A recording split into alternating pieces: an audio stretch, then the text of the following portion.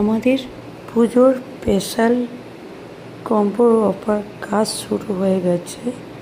তোমরা যদি এই অফারটা নিতে চাইছো বা নিজেকে সুন্দর সাজাতে চাইছো, আরও সুন্দর সাজাতে চাইছো,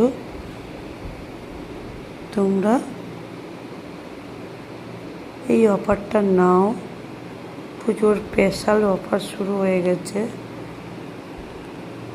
যাদের স্কিন হেয়ার খুব খারাপ হয়ে গেছে, ভাবছো কোথায় যাব,